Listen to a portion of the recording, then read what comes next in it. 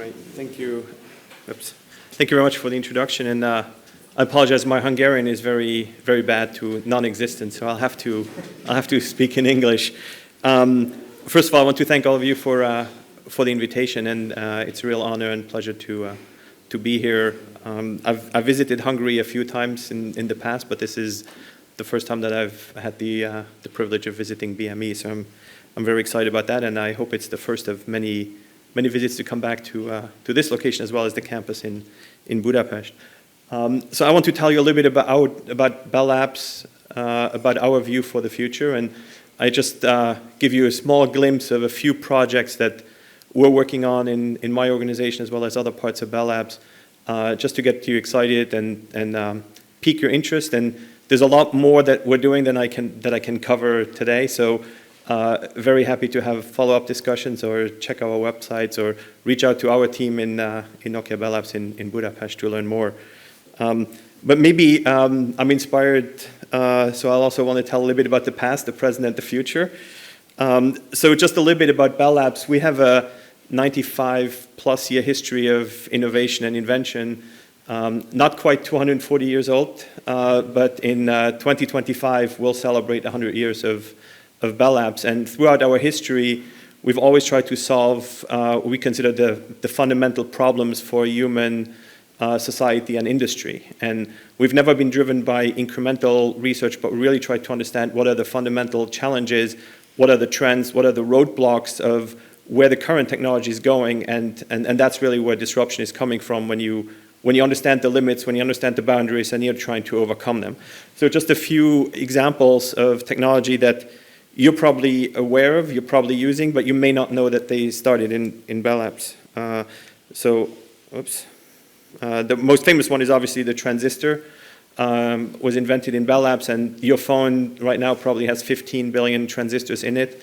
They're obviously a lot smaller than the first one, but that's one, probably the most famous invention from Bellaps.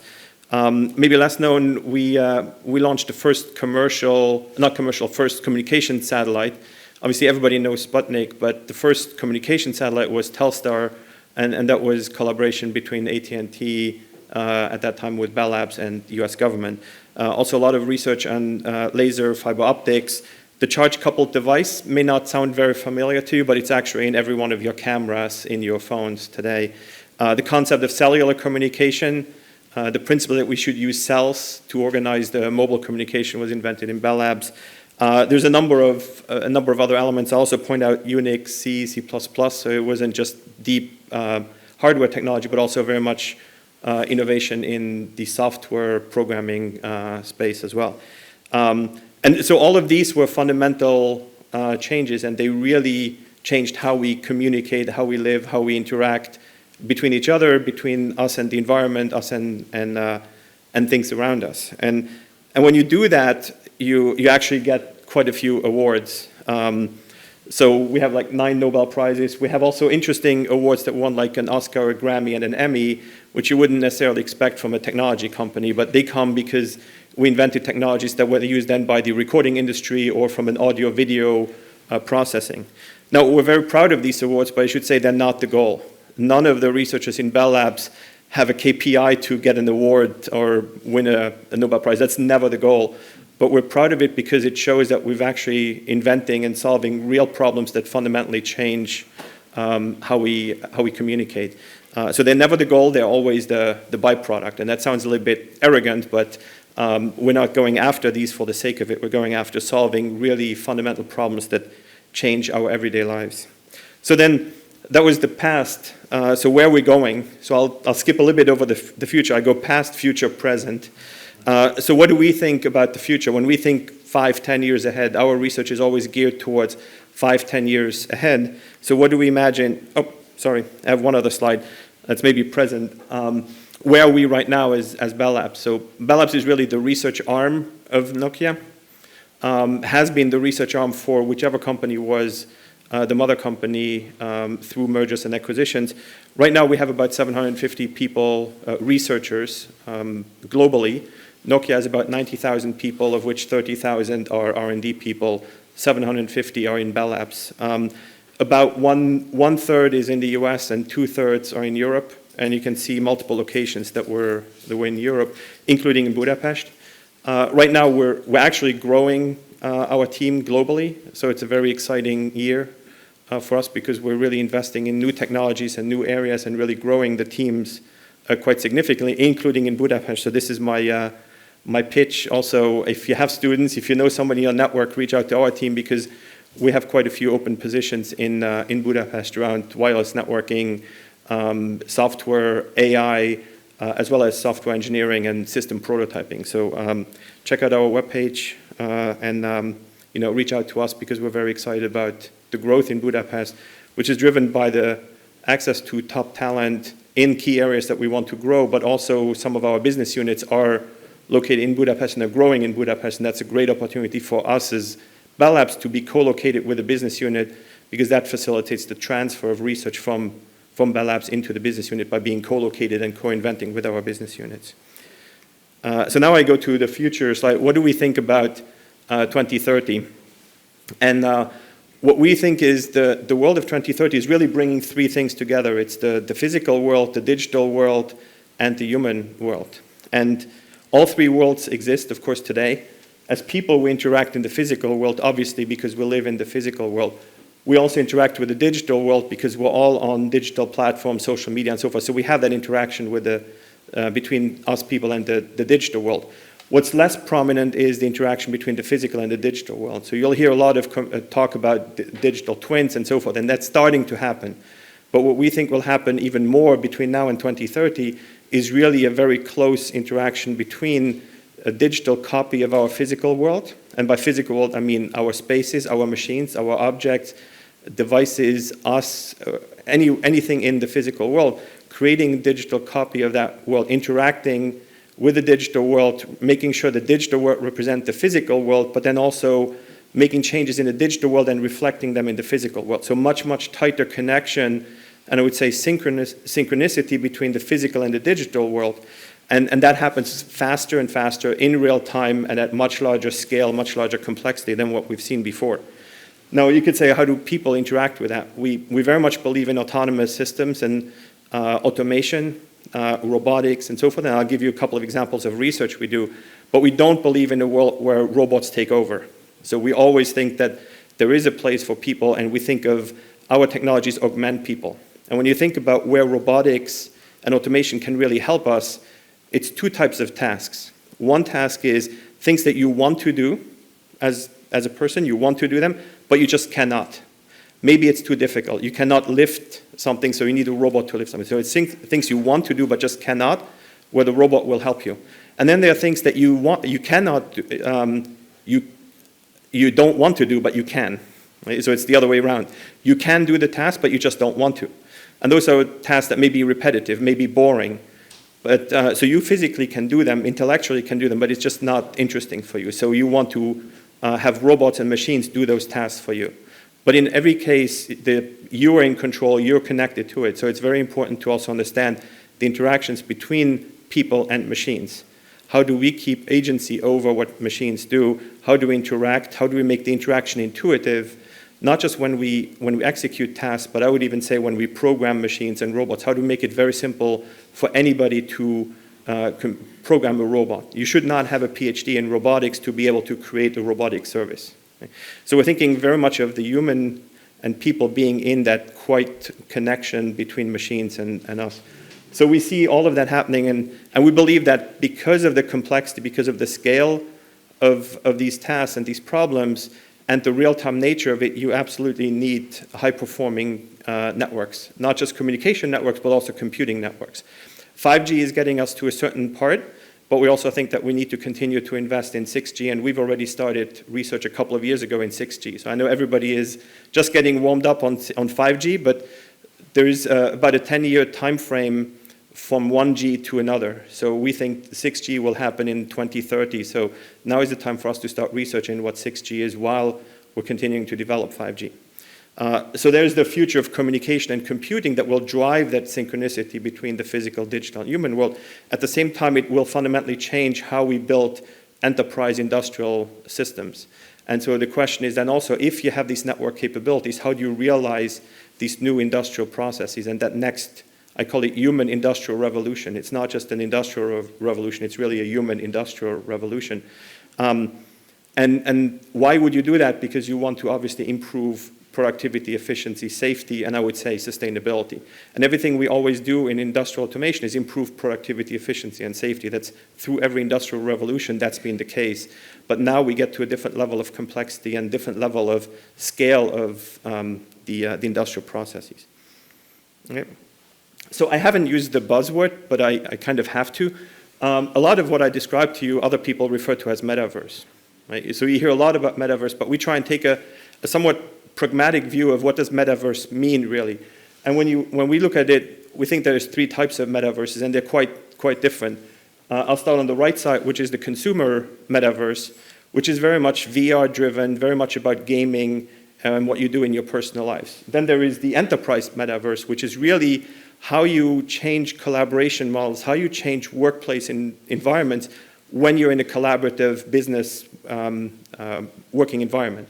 And then there's the industrial Metaverse, where you really get into how do you create that digital twin of factories, harbors, airports, hospitals. So much more from an industrial enterprise, Industry 4.0 perspective.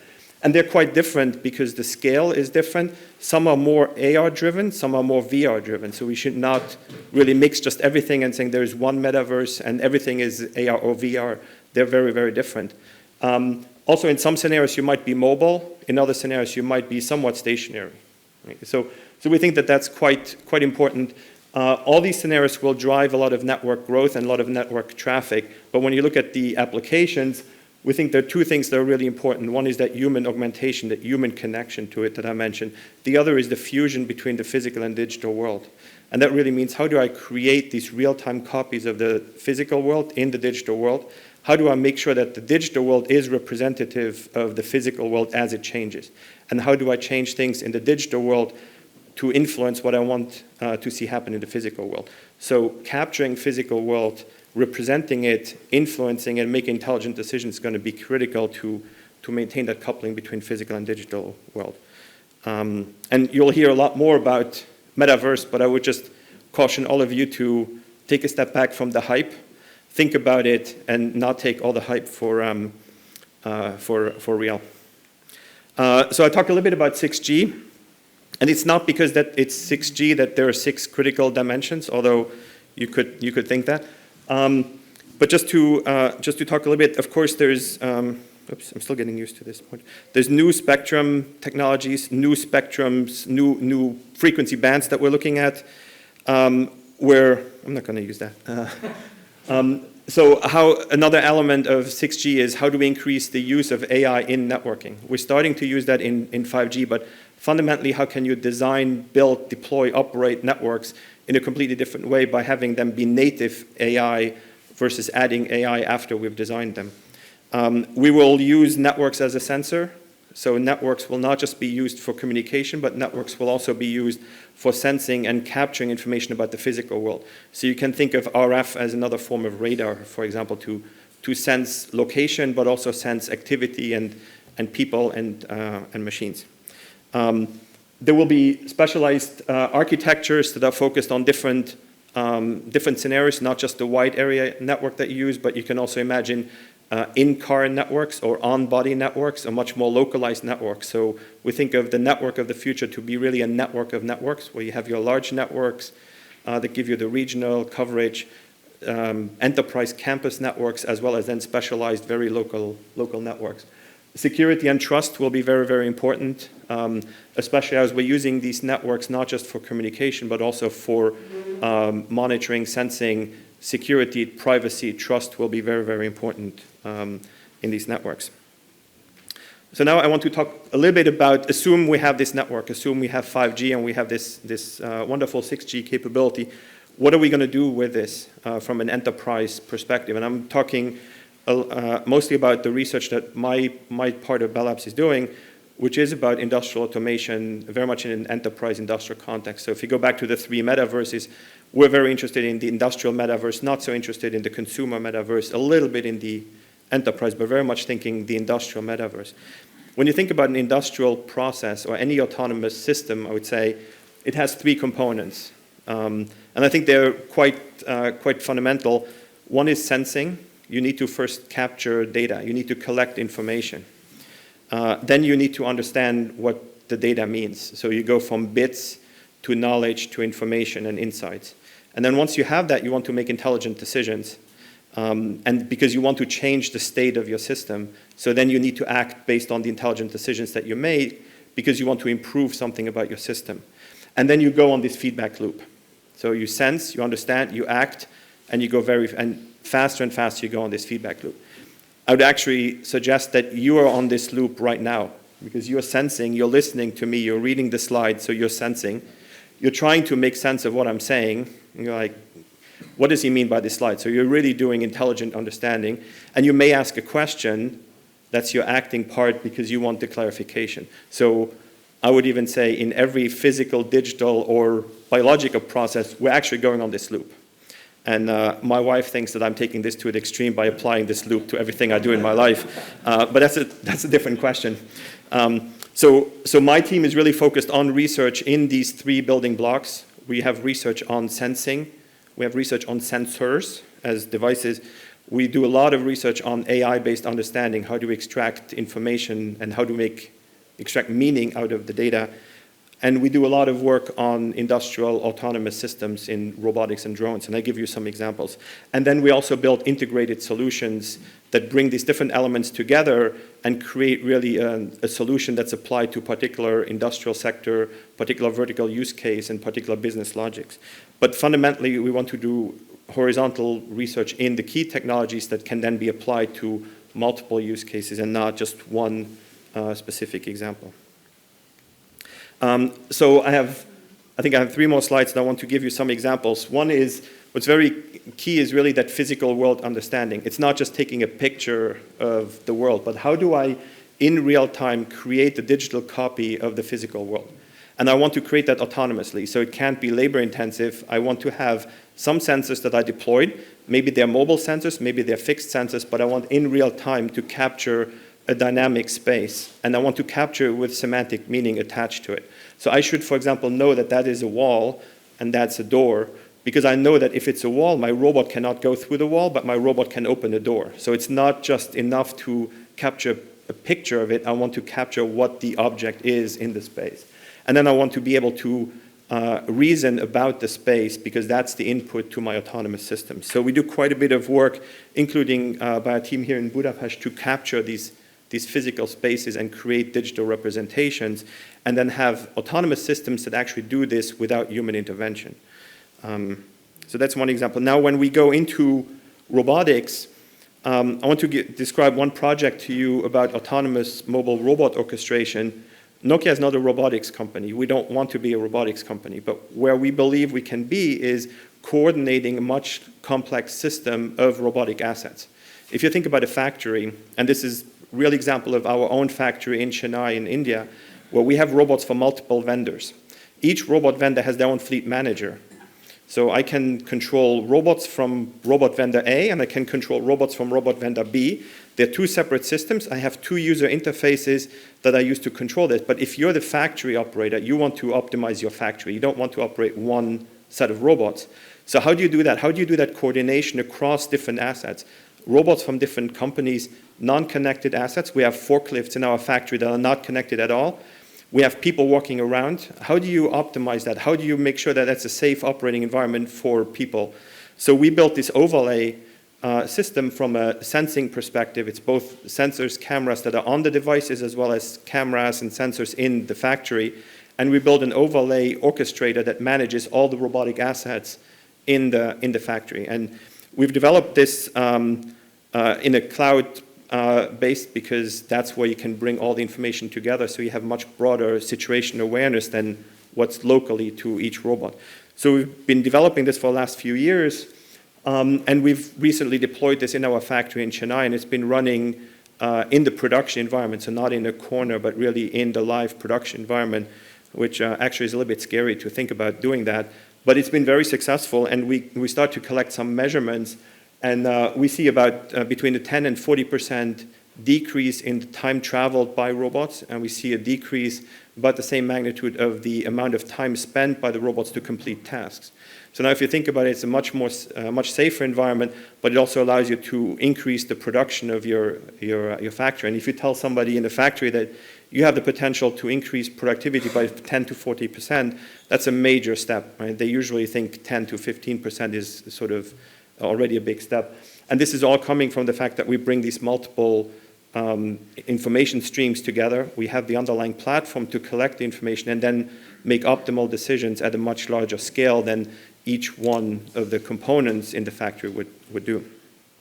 A somewhat similar example, again in the sort of robotic space, is we use this not just for optimizing where robots are going, but we also look at how do you monitor industrial environments. And one particular example is we work with a company called Aerofarms. They're a startup in New Jersey. They're conveniently just 20 kilometers away from our facility. And they are one of the leading global vertical farms in the world. And imagine you have a large warehouse that's the size of a few soccer fields. I guess I'm in Europe, I should say football fields, right? Football fields. By the way, congratulations to the Hungarian team for... Yeah, my former boss is British, so I had to send him a message the other night. So now you have this large warehouse where you're growing plants, and it's a very structured, very repetitive environment, and you want to understand how well your growth and your production is going, because the growth cycle of vertical farming is much, much shorter than if you grow leafy greens outside in a traditional way. So you need to detect problems very early. You need to understand what your yield is. You need to understand if your lighting is not optimal, if your nutrients are not optimized, because it's a very, very controlled environment. But you cannot possibly do that with people. They have a couple of people that can monitor their farm, but they can only sample. They can go to certain locations and then sample the plants. And these are towers. These are like 4 or 5 story tall buildings where it's, that's a small picture, but it's really huge, and it's not practical for people to do that. Plus, if you look at a particular plant, you might think that it's healthy. I look at the same plant and I think it's not healthy. So how do you maintain objective quality is really, really hard for them to do. So we started working with them, and we thought that initially this was just an AI data analytics problem. But when you think about an industrial scale, you cannot possibly do this with fixed cameras. So initially we said, okay, we'll just put cameras there, we'll get pictures of the plants, and we'll do analytics on the health of the plants. But then when you think about the industrial aspect of it, you would need thousands of cameras. And that's just not economically viable, and that brought us to the idea that instead of putting cameras everywhere, why don't we fly the camera around? Unfortunately, we've been doing research on outdoor drones, and we started research on indoor drones. So we said, why don't we put a camera on an indoor drone, and we fly that drone inside the farm, and in real time we take pictures of the plants, we stream them to a cloud where we run the intelligent analytics on the plants. Now that's, of course, opening up a whole dimension of other challenges of flying drones inside where you don't have GPS, so you need different localization technologies. These towers have about 1 meter of spacing between them, so you're flying a drone that's about this big in something that's this wide, so you have to have very precise localization, very precise navigation. You need multiple drones to do this effectively, so it became, again, a drone orchestration, drone system problem beyond just the pure analytics project. So it's quite interesting because it brings together multiple different technologies that are actually, again, in this sense, understand, act, but the complexity of putting it all together, and of course you could only do that if you have connectivity to control the drones, to stream the video and the images from the drone. So it's all based on the foundation of a network and an edge cloud, but then it brings a lot of other technologies together. And so this has been quite successful. We've done this project all during COVID, which is even more impressive that it's very physical. You need to operate this in an environment, and we've done this when we're all in lockdown. We've deployed this in their research facility, and this year we'll move it to their production facility, so we'll go really large scale on this. But the other part that's really interesting that I mentioned to you is, I talk about this vertical farming use case, but if you think about other industrial monitoring problems, let's say I ask you to do inventory count in a warehouse, or I ask you to look for empty places on the shelf, or I ask you to look for water leaks. Okay? A lot of the things that I described are technologies that you would also use. You don't want to put cameras everywhere if you just want to check barcodes. So you might want to just fly a drone around, capture images of all the boxes. You might want to look at empty spaces on the shelf. You might look for water leaks. So you need a network, you need drones, you need real-time streaming of videos and images, and then you do analytics and image processing on the video and images. There's nothing different in that application from vertical farming except the analytics module itself. So we're also thinking about how do we build modular systems that are very applicable to a lot of other use cases where I can only change the analytics in the cloud, but the rest of the system is very broadly applicable. I think that's also quite characteristic of the type of research we do. We're not trying to solve a vertical farming problem. We're trying to solve an industrial monitoring problem where the technologies are much more broadly applicable.